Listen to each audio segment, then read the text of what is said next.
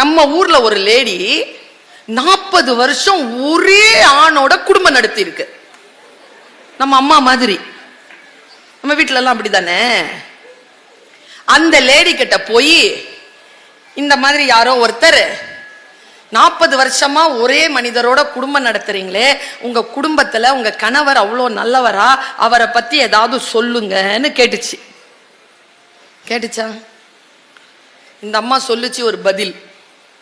நான் மொழியாசிரியை, 300 பக்கத்துல கூட மொழிபெயர்க்க முடியாத ஒரு சொல் மந்திரத்தை அது சொன்னது. 40 வருஷமா குடும்பம் நடத்துறியே, உங்க வீட்டுக்காரரை பத்தி சொல்லுங்கம்மான்னு சொன்ன உடனே அந்த அம்மா சொன்ன பதில்,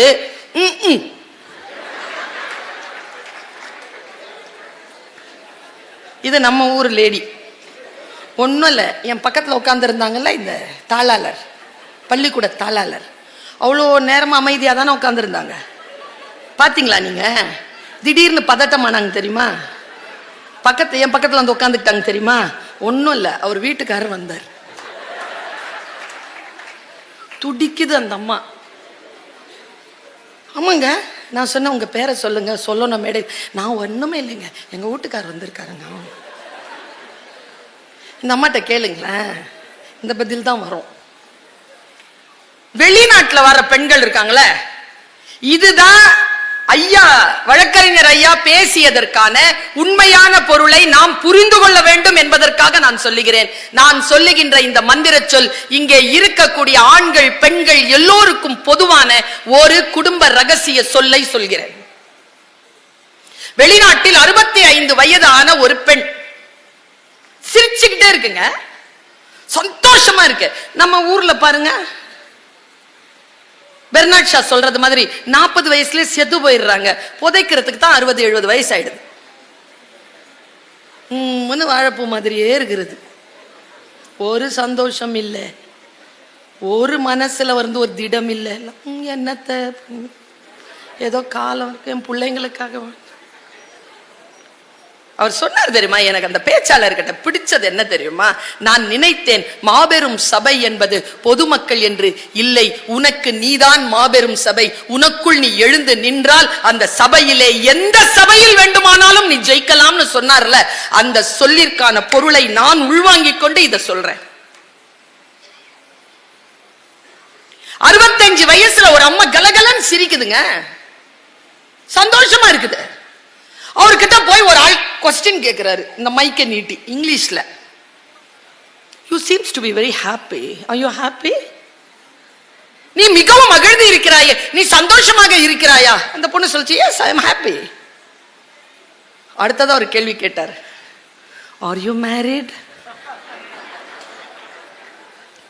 உனக்கு கல்யாணம் ஆயிடுச்சா? நீங்கெல்லாம் சொல்வீங்க இல்லைன்னு. அந்த அம்மா சொன்ன பதில், எஸ் ஐ அம் மேரிட். அந்த ஆள் கேள்வி, ஸ்டில் யூ ஆர் ஹாப்பி? இதற்கு பிறகும் நீ மகிழ்ச்சியாக இருக்கிறாயா? அந்த அம்மா அந்த பதில மந்திர சொல்ல வீட்டுக்கு எடுத்துட்டு போங்க, இந்த இன்னியோட நிறுத்துங்க. அந்த அம்மா என்ன பதில் தெரியுமா சொல்லுச்சு? ஆம், நான் மகிழ்ச்சியாக இருக்கிறேன். அப்படி என்றால் உங்கள் கணவருக்கு நீங்கள் நன்றி சொல்ல வேண்டுமே. You give thanks to your husband. அந்த பொண்ணு சொல்லிச்சிங்க, ஐ வாண்ட், நான் அவருக்கு நன்றி சொல்ல மாட்டேன். ஏன்னு கேட்டதுக்கு அந்த அம்மா சொன்ன பதில் தாங்க சூப்பர் பதில். நான் மகிழ்ச்சியாக இருப்பதற்கும் என் கணவருக்கும் தொடர்பில்லை. மார்ச் 8 வருதா? தொடர்பில்லை சொல்லிட்டு அந்த அம்மா சொல்லிச்சு, இவரை திருமணம் செய்வதற்கு முன்னாலும் நான் மகிழ்ச்சியாக இருந்தேன், இவரை திருமணம் செய்கின்ற அந்த வினாடியிலும் மகிழ்ச்சியாக இருந்தேன், இதோ இப்பொழுதும் நான் மகிழ்ச்சியாக இருக்கிறேன். மகிழ்ச்சியாக இருக்க வேண்டும் என்பது என் முடிவு. நான் என் மகிழ்ச்சியை யார் கையிலும் கொடுப்பது இல்லை. நீங்க ஏன் அந்த ஆள் மேல சாஞ்சிக்கிட்டு மூச்சு முட்டை வச்சுக்கிட்டு இருக்கிறீங்க? இந்த பெண்களுக்கு ஒரு குறிப்பு கொடுக்கவா? உங்கள் வீட்டில் கணவன்மார்கள் 45 வயதை கடந்திருந்தால், என்ன இப்படி சொல்றாங்க பர்வீன் சுல்தானான்னு பார்க்காதீங்க, அனுபவித்து சொல்கிறேன். உங்கள் வீட்டில் 45 வயது கடந்த ஆண்கள் உங்களுக்கு கணவராக இருந்தால், அவர்கள் நீண்ட நாட்கள் ஆயுளுடன் இருக்க வேண்டும் என்று நீங்கள் விரும்பினால், அவர்களை அவர்கள் நண்பர்களோடு பழகுவதற்கு அனுமதி கொடுங்கள். சரியா? அப்புறம் இன்னொரு விஷயம் சொல்றேன், இந்த ஆண்களுக்கு சொல்றேன், என்ன வேணாலும் செய்யுங்க, உங்க செயல்பாடுகள் கொஞ்சம் தப்பும் தவறுமாகத்தான் இருக்கும், அதை பொறுத்துக் கொள்கிறோம். ஒன்று சொல்கிறேன், எப்பொழுது அது பாவம், எப்பொழுது அது குற்றம் என்று தெரிகிறதோ அப்பொழுதே அதை நிறுத்தி கொண்டு வீட்டிற்கு திரும்புங்கள். மந்திர சொல். குடும்பம் வாழ வேண்டும் என்று சொன்னால் நாம் எப்படி இருக்க வேண்டும், ஒரு பெண் ஒரு ஆண் எப்படி இருக்க வேண்டும் என்பதற்காக நான் இந்த தகவலை உங்களுக்கு சொன்னேன். இங்க பாருங்க, ஐயாவுக்கு நான் மாபெரும் சபைதனில் புத்தகத்தை ஒரு நாள் கொடுத்தேன். இந்த 2-3 நாட்களுக்கு முன்னால் கொடுத்தேன். ஐயா இதை படிச்சிருங்க ஐயா, பிரமாதமா இருக்கு. நான் படித்தேன். உதயச்சந்திரன் என்கின்ற ஒரு மா மனிதர், நாம் வாழும் காலத்தில் வாழ்கின்ற ஒரு அறிவு ஜீவி. அவரை நாம் வாசிக்க வேண்டும் என்று சொன்னால், அவரை நாம் புரிந்து கொள்ள வேண்டும் என்று சொன்னால், அவருடைய எழுத்துக்களை, அவருடைய பேச்சுக்களை நாம் பின்தொடர வேண்டும். உங்களுக்கு ஏதேனும் ஒரு புத்தகத்தை அறிமுகம் செய்யுங்கள் என்று சொன்னால், நான் இப்பொழுதுதான் 2 நாட்களுக்கு முன்னால் நெடுநேரம் என்று பெருமாள் முருகன் அவர்கள் எழுதிய ஒரு புத்தகத்தை எனக்கு திருவள்ளூர் புத்தக கண்காட்சியில் பரிசாக தந்தார்கள். அதை நான் படித்து முடித்தேன்.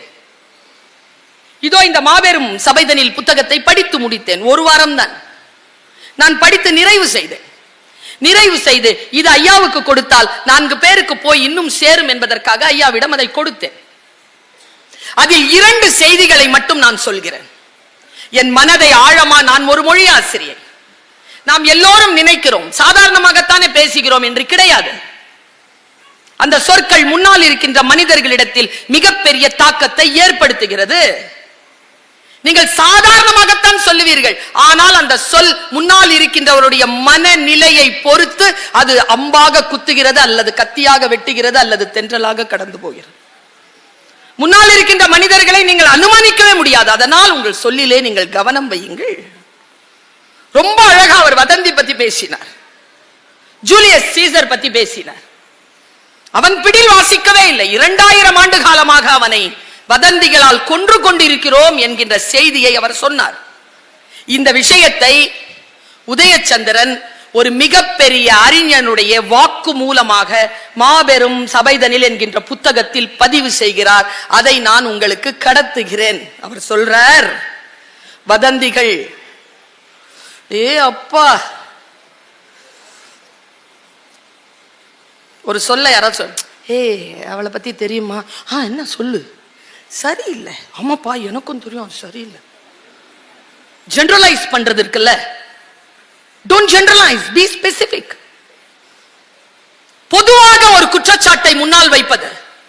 பாருங்க, அவர் சொல்கிறார், வதந்திகள் அறிவாளிகளின் காதுகளை எட்டும் பொழுது, கவனம், வதந்திகள் அறிவாளிகளின் காதுகளை எட்டும் பொழுது அவை மரணித்து விடுகின்றன.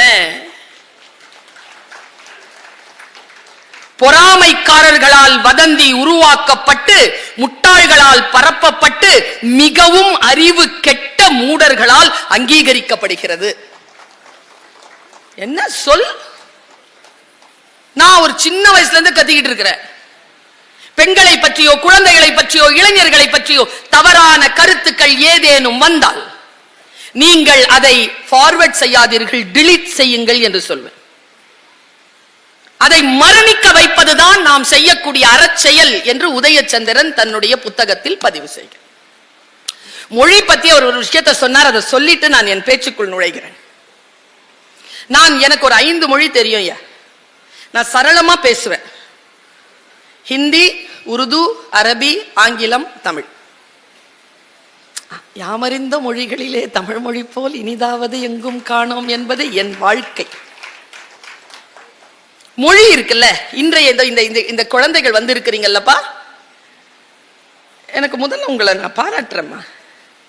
சாதாரணமா பொதுமக்கள் தான் நிரம்பி இருப்பார்கள். நீங்கள் பள்ளிக்கூடங்களை சொல்லி அமர வைத்து, கல்லூரிகளை சொல்லி அமர வைத்து, குழந்தைகளையும் இந்த நிகழ்ச்சி இதோ 9 மணி ஆகிறது. பிள்ளைகள் அப்படி நாற்றங்காலில் நடப்பட்ட நாற்று போல அப்படி உட்கார்ந்து கேட்டுட்டு இருக்காங்க என் பிள்ளைகள். இவ்வளவு பெரிய ஒரு வாய்ப்பு தெரியுமா நீங்கள் இந்த சமூகத்தை உருவாக்குவதற்கு? குழந்தைகளை கவனமாக கேளுங்க. சொல்லுகிறார், தொடக்க பள்ளியில் பயிலும் 60% மாணவர்களுக்கு எழுத படிக்க தெரியவில்லை. எனக்கு கவலையா இருக்குது. 60 விழுக்காடு பிள்ளைகளுக்கு எழுத படிக்க தெரியவில்லை. ஏன் தெரியுமா? இதுல டச் பண்றாங்க, பார்த்துக்கிட்டே இருக்காங்க. கேட்பதோ வாசிப்பதோ எழுதுவதோ குறைந்திருக்கிறது. அவர் சொல்றார், அடுத்து போட்டதுதான் நான் இந்த சபையிலே இதை பேசுவதற்கு காரணம். பிள்ளைகளுக்கு மொழி தெரியவில்லை என்று சொல்லுவதற்கு நான் யார்? இதை சொல்லிவிட்டு நான் போய்விடலாம்ல, அது அல்ல என் நோக்கம். ஒண்ணுமே தெரியாது, பேசிக் தமிழ் எடுப்பேன். குஜராத் பொண்ணுக்கு பேசிக் தமிழ் எடுத்த, அது கண்ணீரோட வந்து எனக்கு நன்றி சொல்லுச்சு. நான் பெற்ற பரிசுகளில், நான் பெற்ற ஊதியங்களில் ஆக பெரிய பரிசு அந்த கண்ணீர் துளிதான். அவ அழுதுட்டே சொன்னா, தேங்க்யூ, எனக்கு இப்பொழுது தமிழ் வாசிக்க பேச தெரியும், நீங்கள் தான் காரணம், நன்றி. அழுதா பாருங்க, அந்த துளிதான் எனக்கான ஊதியம் என்று நான் நினைத்தேன். நான் மொழி ஆசிரியர். அடுத்த ஒரு ஸ்டேட்மெண்ட் கொடுக்கிறார், என்னை அச்சுறுத்துகிறது அந்த ஸ்டேட்மெண்ட். நம் குழந்தைகளுக்கு மொழி தெரியவில்லை என்பது நான் அறிந்த செய்தி. இன்னும் கவலையான செய்தி என்ன தெரியுமா? நேச்சுரல் லாங்குவேஜ் ப்ராசஸிங் என்கின்ற இயற்கை மொழியியல் ஆய்வு முறை, இயற்கை மொழியியல் ஆய்வு முறை இதை உறுதிப்படுத்துகிறது. என்னன்னா, இதன் மூலம் கணினிகள் உலக மொழிகளை வேகமாக கற்கின்றன. நான் எங்க கவலைப்படுறேன்னா, மனிதர்கள் மொழி இழக்கிறார்கள். மனிதனால் கண்டுபிடிக்கப்பட்ட எந்திரம் மொழி கற்றுக்கொண்டிருக்கிறது என்றால் இதுதான் நம் எதிர்காலத்தை தீர்மானிக்க போகிறது. இதோ மந்திர சொல்லை சொல்கிறேன். மனிதன் தான் பிறந்ததனால் கிடைத்த அந்த சிந்தனை அறிவுதான் மொழி. அதை மழுங்கடித்து விட்டு அது யாருக்கோ தாரை வார்த்து கொடுப்பது இந்த வருங்காலத்திற்கு நன்மை விளைவிக்காது. நாம் கவனமாக இருக்க வேண்டும். நீங்க நினைக்கிறீங்களா புத்தக கண்காட்சியினுடைய நோக்கம் என்ன தெரியுமா? உதாரணத்துக்கு சொல்றேன், சரவணனுக்கு தான் தெரியும், மாவட்ட ஆட்சியருக்கு தெரியும். எங்களை மாதிரியான பேச்சாளர்களை டெய்லி 3 பேரை கூப்பிட்டு உங்களுக்கு பேச வைக்கிறதுனா எவ்வளவு செலவாகும். இந்த மேடையை அமைத்து இந்த பந்தல் போட்டு உங்களை பேசுவதற்காக கேட்க வைக்கிறார்களே, இந்த பயிற்சி எதற்கு என்றால் அங்கே வைத்திருக்கக்கூடிய புத்தக கடைகளுக்கு போய் நீங்கள் புத்தகம் வாங்க வேண்டும் என்பதற்காகத்தான், பேச்சை கேட்பதற்காக அல்ல. புத்தக கண்காட்சி படித்துவிட்டு அந்த படிப்பினால் வரக்கூடிய பலனை நீங்கள் எப்படி புரிந்து கொள்வீர்கள் என்பதற்காகத்தான் பேச்சாளர்களை அழைத்து பேச வைக்கிறார்கள். புத்தகம் வாங்குங்கள், மொழி அறிவை அதிகப்படுத்திக் கொள்ளுங்கள், வாசிப்பதில் நீங்கள் முன்னணியில் நில்லுங்கள்.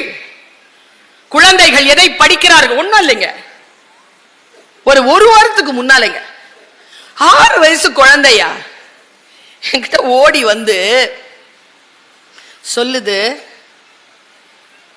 பர்வீன் சுல்தானா, ஆமா நான் உங்க ஃபேன். 6 வயசுனா நான் ஒரு பேச்சாளரா பெருமைப்படுறதா, ஒரு தாயா ஒரு ஆசிரியரா கவலைப்படுறதான்னு தெரியல. அது கையில மொபைல் இருக்கு, அது என்ன மட்டுமா பார்க்கும்? அது என்னென்ன பார்க்குதோ. ஆனா என்ன தெரியுமா, அந்த குழந்தை கையில் அது இருப்பது பெரிய விஷயம் இல்லை, அதை நாம் கண்காணிக்கிறோமா? அந்த குழந்தை சரியான நிலையில் சென்று கொண்டிருக்கிறது என்கின்ற கண்காணிப்பு நமக்கு இருக்கிறதா? குழந்தைகள் வளர்ப்பு என்பது ஒருபோதும் அந்த குழந்தைகளை கண்டிப்பதோ தண்டிப்பதோ இல்லை. நான் சொல்லித் தருகிறேன், ஒரு குழந்தை உங்கள் வீட்டில் இருக்கிறது என்றால் அந்த குழந்தையை நீங்கள் கண்காணியுங்கள். கண்காணிப்பு மட்டும்தான் பிள்ளையை உட்பட வைக்குமே தவிர உங்கள் கண்டிப்போ உங்கள் தண்டிப்போ கிடையாது.